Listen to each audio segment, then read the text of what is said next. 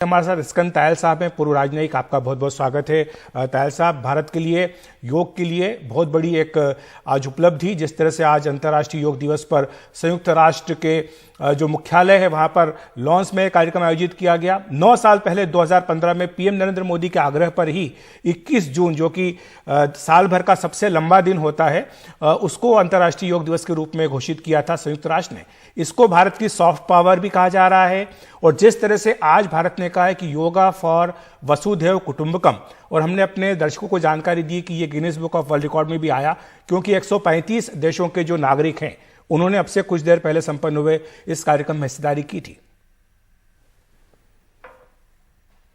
बहुत महत्वपूर्ण दिन है। और जिस तरह योग पिछले 10 साल में विश्व के पटल पर उभरा है, वो प्रशंसनीय है।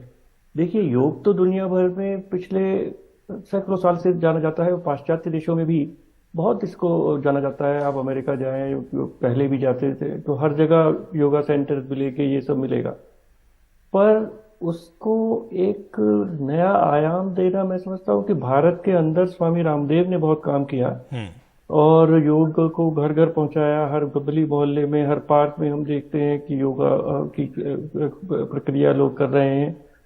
और अंतर्राष्ट्रीय पटल पर ये जो प्रधानमंत्री ने 2014 में अपने जो एड्रेस में यूनाइटेड नेशन जनरल असेंबली में इंटरनेशनल योगा डे का प्रस्ताव रखा, और जिस तरह से पूरे विश्व के सब देशों ने, सब मेंबर देशों ने इसका स्वागत किया, और 21 जून को योगा दिन मनाया गया। और आज जो जिस तरह से प्रधानमंत्री ने स्वयं लीड किया पूरी योगिक प्रक्रिया को, और जिस तरह से उन्होंने खुद किया, वो दिखाता है कि वो खुद प्रैक्टिशनर हैं।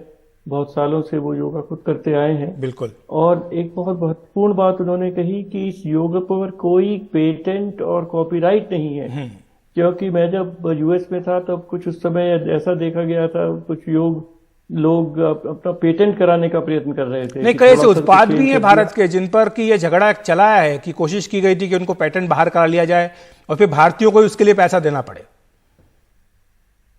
जी हाँ, तो ये आपने भी देखा होगा कि अगर योगा की किताबें पढ़ें तो उसमें वो ये नहीं लिखते पाश्चात्य लोग कि ये योग जो है ये भारत से आया। वो अपने ढंग से उसको लिखते हैं और अपने ढंग से उसको अपने जो मेंबर्स हैं या जो उनके शिष्य हैं उनके सामने से प्रस्तुत करते हैं।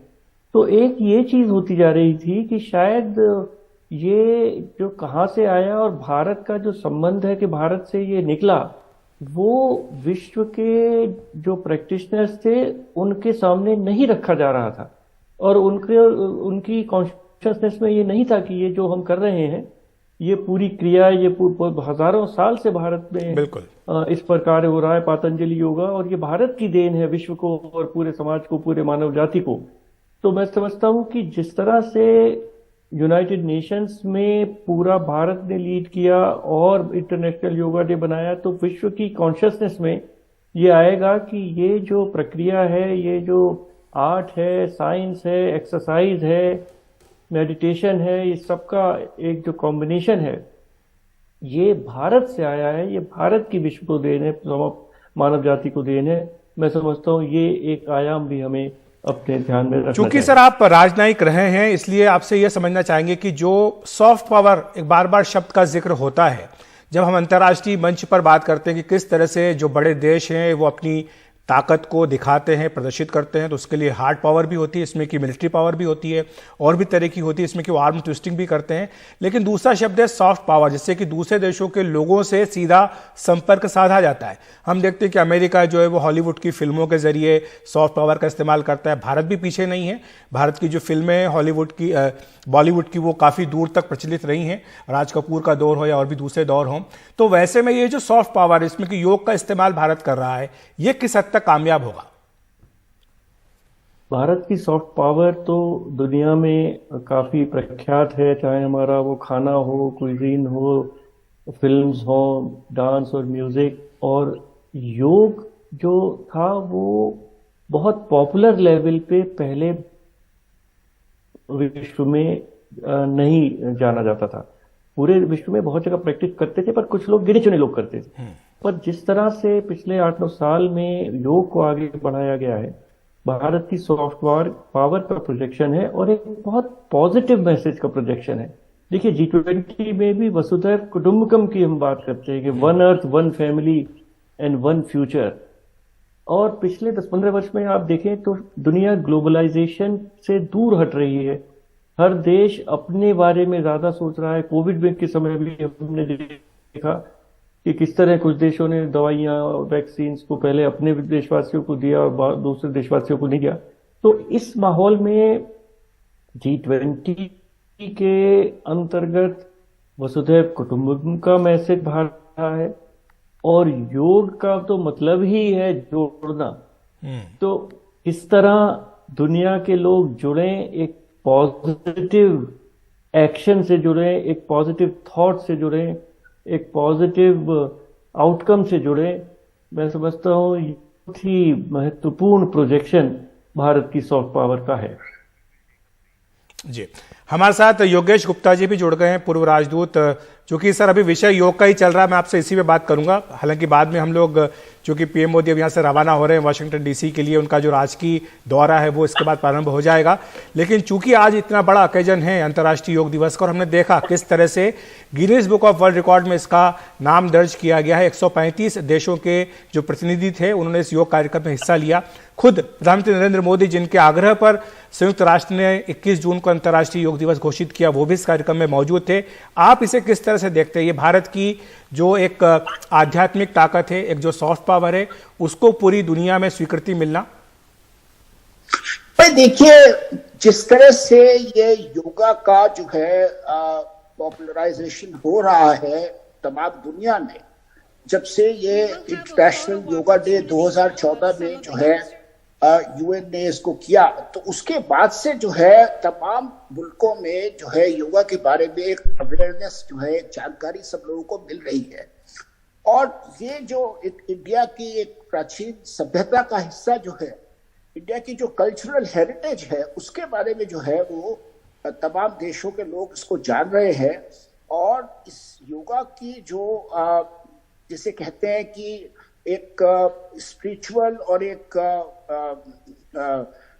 इनर पीस की जो बात है, उसको लोग पहचान रहे हैं और उसको समझ रहे हैं कि भाई इसका जो अपना डे टू डे में इसका इस्तेमाल जो है वो हम सबके लिए बहुत अच्छा है, कि जिससे एक हमारी टोटलिटी ऑफ पर्सनैलिटी जो है वो अच्छी होती है, वो उभरती है और हम एक कंस्ट्रक्टिव तरह से जो है सोच सकते हैं। तो भारत की ये जो कल्चरल हेरिटेज है, इसका ग्लोबल एप्रिसिएशन जो है इंटरनेशनल योगा डे के होने के बाद जो है हुआ है। और इसमें हमारे प्रधानमंत्री जी का बहुत बड़ा योग है, उनकी ये सोच थी जी। तो ये भारत का बहुत बड़ा कंट्रीब्यूशन है इंटरनेशनल स्टेज पर, यूनाइटेड नेशंस के स्टेज पर। और यूनाइटेड नेशंस में ये योगा होना जो है एक बहुत बड़ी बात है कि तमाम दुनिया की निगाहें जो है इस पर टिक रही हैं कि भाई भारत की ये जो प्राचीन सभ्यता है, इस तरह से जो है ग्लोबल पीस के रियलाइजेशन में जो है इसका एक बहुत बड़ा योगदान हो सकता है। जी, योगेश जी, आपके पास आना चाहूंगा। इस यात्रा को लेकर बहुत ज्यादा उत्सुकता है अमेरिका में भी और भारत में भी। जिस तरह से पीएम नरेंद्र मोदी को यह खास सम्मान दिया जा रहा है, वो ऐसे नेता होंगे जो अमेरिकी संसद के संयुक्त सत्र को दूसरी बार संबोधित करेंगे। राजकीय दौरे पर भारत के वो तीसरे नेता हैं। तो ऐसे में आपको क्या उम्मीदें हैं इस यात्रा से?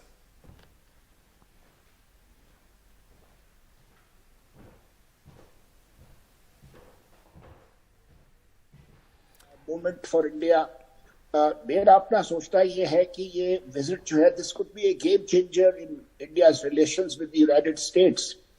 क्योंकि हमें जो है दोनों मुल्कों में, अमेरिका और भारत में, ये रियलाइजेशन अब धीरे धीरे हो रहा है कि हमें इस रिलेशनशिप को एक लॉन्ग टर्म पर्सपेक्टिव से देखना चाहिए।